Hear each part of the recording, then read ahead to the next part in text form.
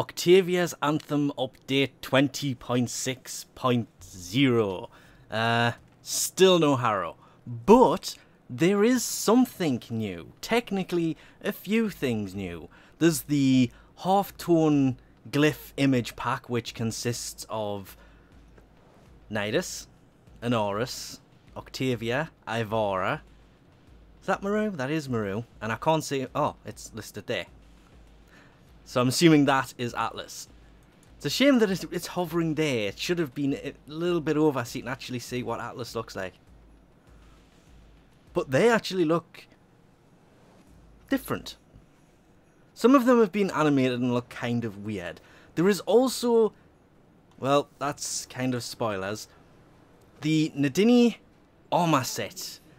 I'll get more into that soon, but I'm not sure about the shoulders on that, because if you actually look at it on Excalibur here as he spins round, it's not like the rest of them, where they kind of fit subtly. From the images I've seen, the shoulder pieces, you see it there?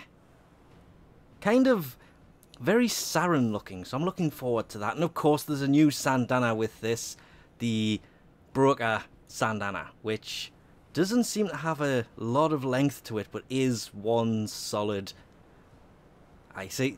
When I look at a Syandana, I look at how it attaches, because Frost has this canister on his back, and that actually attaches pretty well, because it's not kind of glitching because the container is on his back, and it's also not looking too weird either. That might not be a bad Syandana, it's a shame it's just bland, but with the new colouring option, which was added in the last update, you can go to Syandanas and actually change the colour of them. So the big bland part at the back, you can have any colour you want. It's now not fixed to being the same colour as it comes as standard, which mine's actually set to the same colours that the new Ember skin is, because I was trying it on Frost and I'm torn whether I like that or not. As for the Nidina shoulder plates, that's not as bad as I thought it was. From the images I'd seen, it was kind of angled up, but I've basically just seen the weird ones. That's kind of very smooth and flush. What about the other arm? I think that was the other arm. Nope. Well, that doesn't fit half badly either. Oh, it's got danglies hanging off the bottom as well. That is very weird. What is that? Oh, that's the Kuva one. I didn't recognize it for a second there. The legs, kind of the same.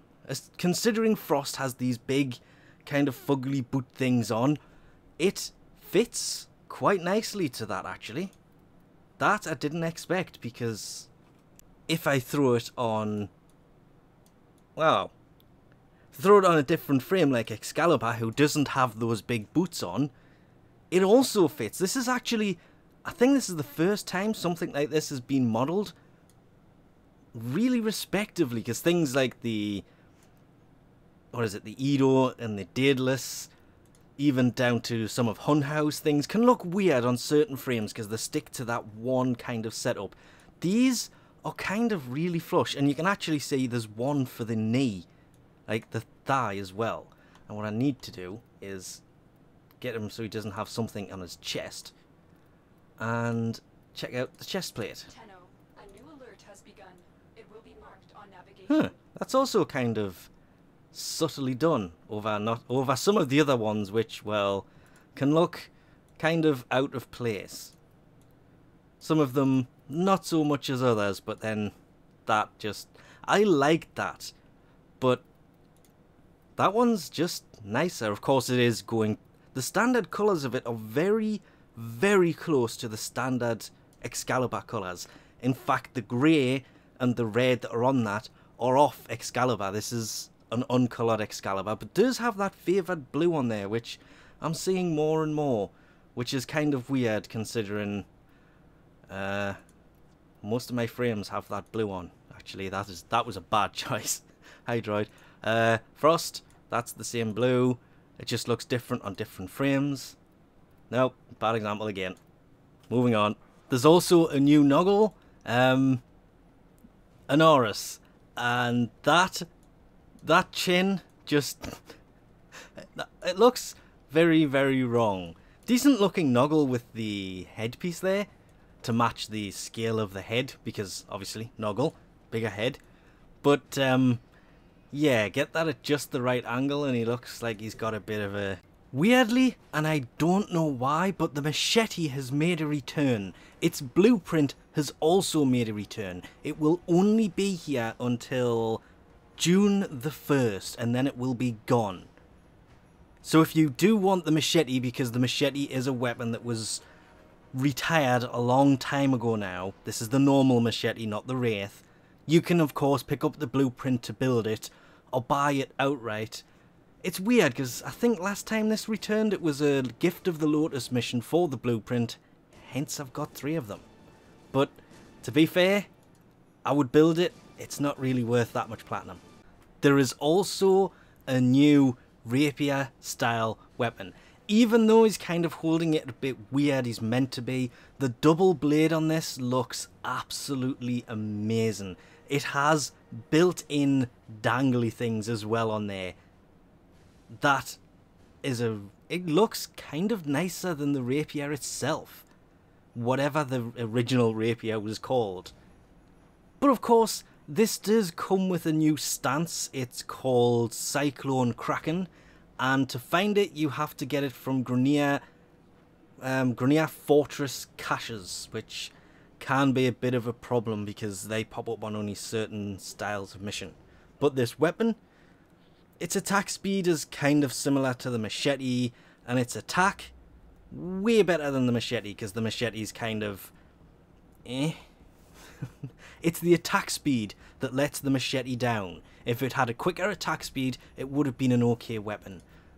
This having a similar style attack speed could be its downfall, but it makes up for it with 25% status and a nice amount of damage with 65 puncture and 23 slash. Plus, look at it, it just looks amazing. Of course, the blueprint for the Endura, if you want to build it, will be available inside of the Tenno Lab. Yes, the Tenno Lab. I can never remember what the exact name of them is. This one is actually Tenno Lab. But, like everything else, you have to research once it has claimed all of its resources, or the resources have been donated. You then have to wait 3 days for it. There will of course be a link to the forum post for the update in the description below, but lastly, and probably my favourite and most wanted feature, second most wanted feature ever, is, well, basically this. It is clan contribution tracking. It tracks credits, platinum and resources contributed by members of the clan, or it would if it was actually working. It says that it's still kind of in a gathering information style phase, so it will show some of some people's contributions. That Synthula is a pain to get a hold of. But for some people, like one of my oldest clan members here, who I know has helped build a lot of the rooms in the dojo, nothing.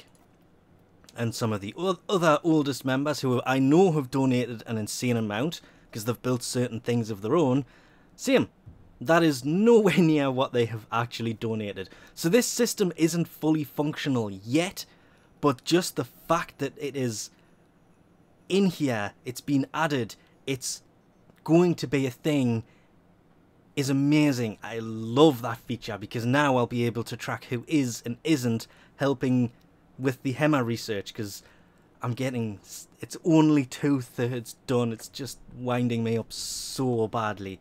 But anyway, we'll leave this off here for now. Thanks for watching, and I'll catch yous next time.